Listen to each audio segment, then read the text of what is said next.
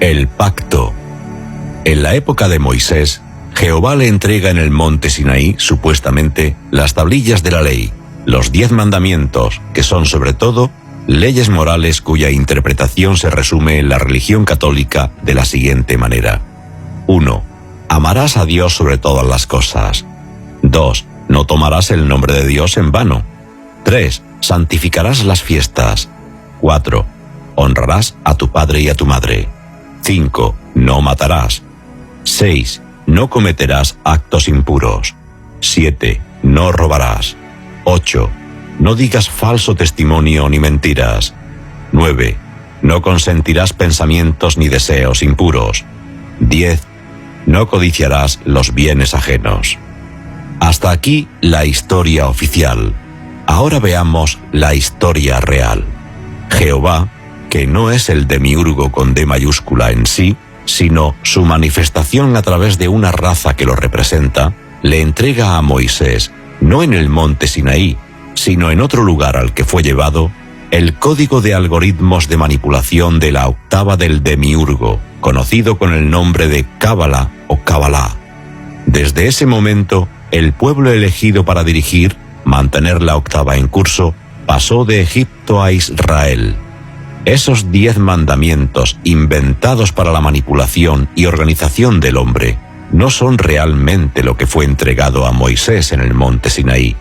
En ese entonces, junto con el código de algoritmos de 10 esferas, la Cábala, fue recibido, aceptado y firmado el primer acuerdo de colaboración entre humanos y extraterrestres, conocido por los oscuros como el Pacto. En una habitación circular, cuyo espacio estaba formado por un entramado energético de matriz hiperesférica y cuyo vector angular espacio-temporal, BAET, inicial de proyección, eran las coordenadas cartesianas de la persona contactada, punto donde se deducían luego las coordenadas esféricas del lugar de observación subjetiva del sujeto, para la proyección holocuántica que reproducía al detalle cualquier espacio físico del universo. Por ejemplo, un lugar espacial de nuestro planeta, como el monte Sinaí, se produjo el conocido encuentro de Moisés con su Dios Jehová. Delante del comandante, Dios, y de un grupo de sus lugartenientes, ángeles, le fue entregado a Moisés la Cábala, algoritmo completo, explicación e instrucciones del manejo de la realidad subjetiva, octavas y demás secretos de la realidad holocuántica del hombre, y la protección de la gracia de Dios, a cambio de su total sumisión a la voluntad y planes del comandante A.S. Baphomet, conocido en la tierra con el nombre de Jehová. El 20 de febrero de 1954 se produce el primer encuentro contemporáneo de intento de ruptura del pacto entre Eisenhower y los extraterrestres en el centro de pruebas Muroc, la actual base Edwards, de la Fuerza Aérea Norteamericana, por parte de una raza contraria a los intereses de Baphomet. En este caso, la negociación para no seguir cumpliendo el acuerdo hecho por Moisés se basó en el pedido por parte de Eisenhower de la entrega de tecnología, y la exigencia de parte de los visitantes fue el desarme nuclear a cambio de colaboración para deshacerse de Baphomet y los grises, sin entrega de ninguna tecnología. Por supuesto que el acuerdo fracasó. En ese encuentro se encontraba junto a Eisenhower el comandante de la Marina Charles L. Sachs. En una entrevista realizada en 1991, su hijo, el sargento Sachs, relató las experiencias vividas por su padre. Transcribo a continuación parte de las notas del entrevistador. El padre de Charlie, el comandante de la Marina Charles Sachs, acompañó al presidente Eisenhower y a otras personas el 20 de febrero. Se reunieron y hablaron con 2 extraterrestres de aspecto nórdico, de pelo blanco, ojos azul claro y labios sin color. El portavoz estaba parado a unos metros de Eisenhower y no dejaba que se le acercara más. Un segundo nórdico estaba de pie en la rampa extendida de un disco volador ubicado sobre un trípode en la pista de aterrizaje. Según Charlie, había aviones B-58 Hustler en la pista, aunque el primero no voló oficialmente sino hasta 1956. Estos visitantes decían provenir de otro sistema solar. Hicieron preguntas detalladas sobre las pruebas nucleares. Según relató también William Cooper, El desarme nuclear no era parte de los intereses de Estados Unidos. Las propuestas fueron rechazadas.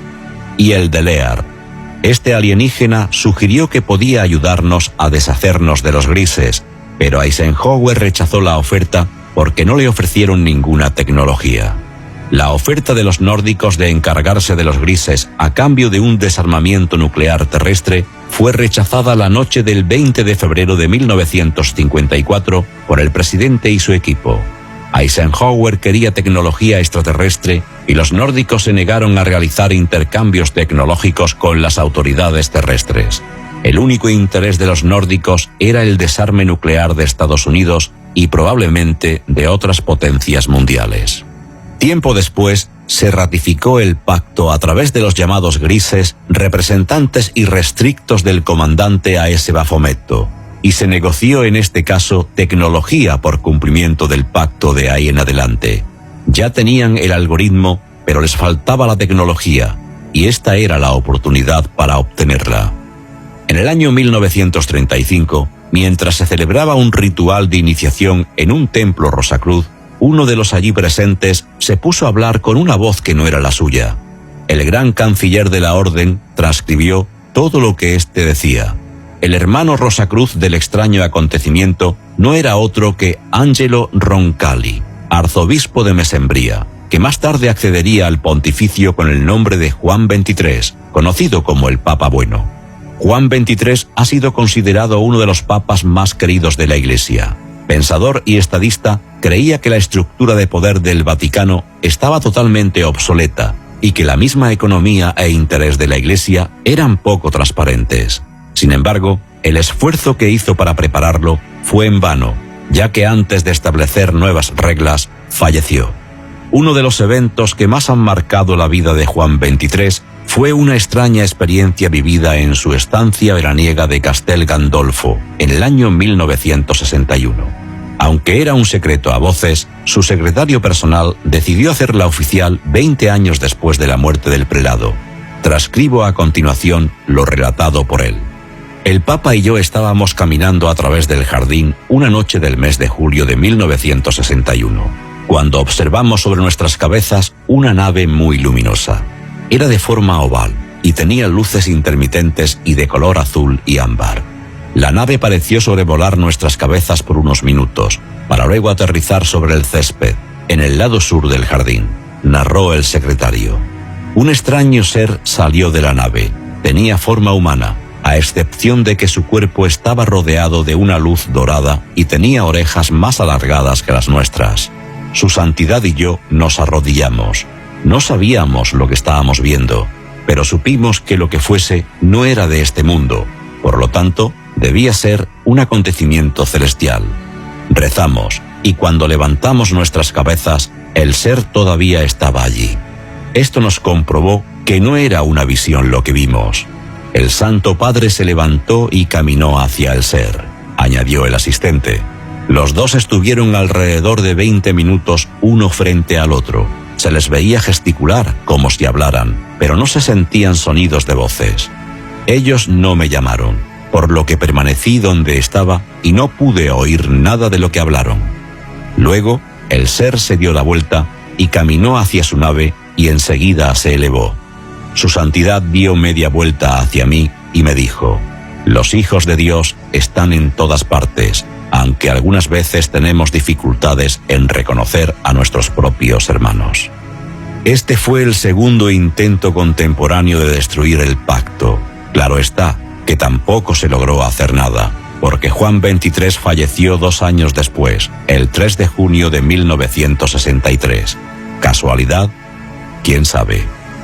El pacto está en vigencia, dirigiendo las vidas y destinos de las unidades de carbono desde hace miles de años, manipulando, engañando, dominando, esclavizando, mintiendo, dirigiendo al rebaño a corrales para su posterior faena, sustrayéndoles energía vital para sus fines, ordeñando al humano y extrayéndole su alma, delicioso producto dador de vida. Y nosotros, obedientes corderos, agachamos la cabeza ante sus reclamos de más y más alimento. Democracia, justicia, libertad es el alimento